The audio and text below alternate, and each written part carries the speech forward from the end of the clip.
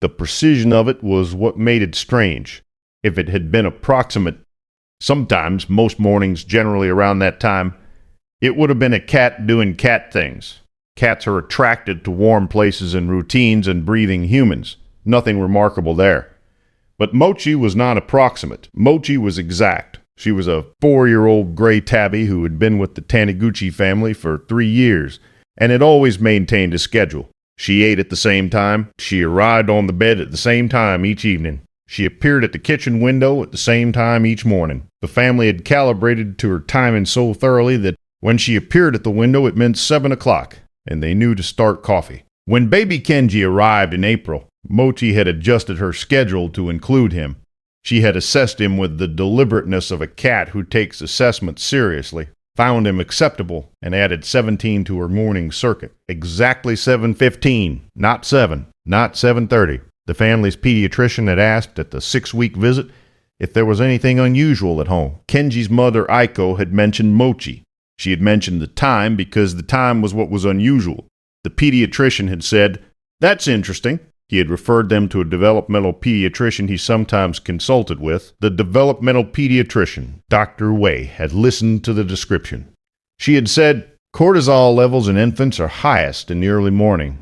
The period around 7 to 8 a.m., cats have been documented to respond to cortisol and stress hormone profiles in the air of a space. She had said, if the cat is arriving at the moment of the infant's cortisol peak and staying for the duration of the morning regulatory period, that is a behavior that warrants attention. If you stay for stories about what animals sense before we do, you're in the right place. Subscribe so you don't miss the next one. She had examined Kenji. She had asked questions about his sleep, his feeding, his responses to stimulation. She had found that his cortisol regulation pattern, the morning spike that all infants experience, was on the higher end of the normal range, producing a daily peak that was creating a window of elevated physiological stress each morning. She had said, this is manageable. She had said, it's good to know. She had suggested specific morning feeding adjustments and timing that would help moderate the peak. Then she had paused. She had said the cat was sitting at exactly the right time.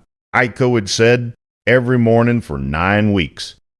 Dr. Wei had been quiet. Then she had said, cats have circadian rhythms that are exquisitely sensitive. What she was detecting in the air chemistry of the nursery, the cortisol compounds that changed the scent profile of the room, was real. She had been arriving at the peak because the peak is when the signal was strongest. Has your pet ever done something that made no sense until it was the only thing that made sense? Tell us in the comments. These stories deserve to be heard. Mochi's schedule did not change after the adjustments, but the duration of her morning crib rail visits shortened over the next 4 weeks, from the full feed duration to something briefer, and then briefer still, as if the signal she had been responding to was diminishing. Dr. Wei, when told about this, said, that is consistent with what I would expect. Every guardian deserves to be recognized, even the ones who never ask for anything in return. If stories like this matter to you, subscribe so you never miss the next one. Kenji is 6 months old now. Mochi still arrives at 7:15, but she no longer goes to the crib rail. She sits on the windowsill instead, in the morning light, the way she has always started her day. Aiko watches her and thinks about the 9 weeks and the precision of 7:15 and what a cat was reading in the air of a room that a parent would not have known to look for. The next story involves a dog who spent 3 days focused on a specific piece of furniture in a new house and what the inspector's thermal camera found behind it.